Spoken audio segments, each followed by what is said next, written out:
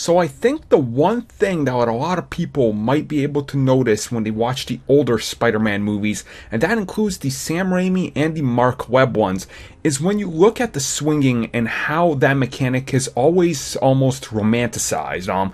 They take that approach much like the Christopher Reeves Superman flying did, where they make it look more than it is, like his motion, the way he moves, isn't necessarily real because they're trying to play it up, because us as humans will never understand what that's like, like we don't understand what it's like to swing as Spider-Man.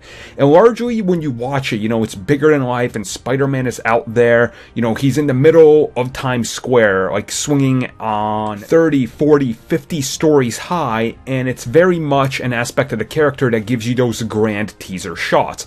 Now, we haven't had many of those in the trailers, and there is actually a good reason. When they went and set out to make this movie, they very much knew that Spider-Man would be a more Queens location movie.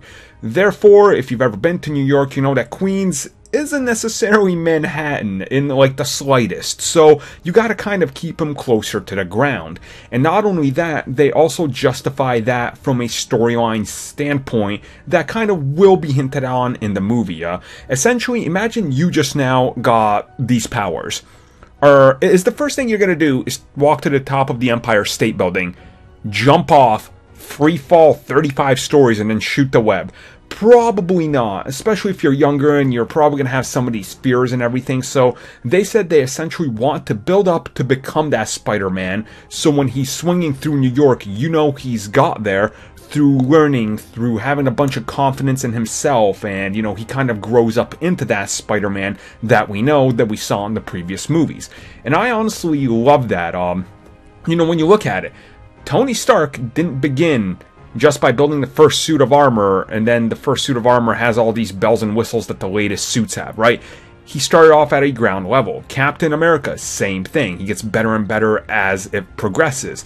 You look at all these other heroes, they start off a little bit small time, and then they become the characters we know more so in the comics. And I honestly love that, and I think Spider-Man is the perfect character to do that with, to introduce us into that world. Now, not only that, we also know that Spider-Man will be quote-unquote grounded, and they really wanted to stick with this.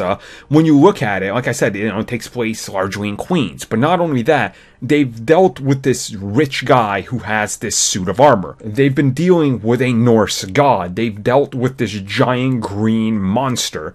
They've dealt with a super soldier that's out of time and he's super enhanced.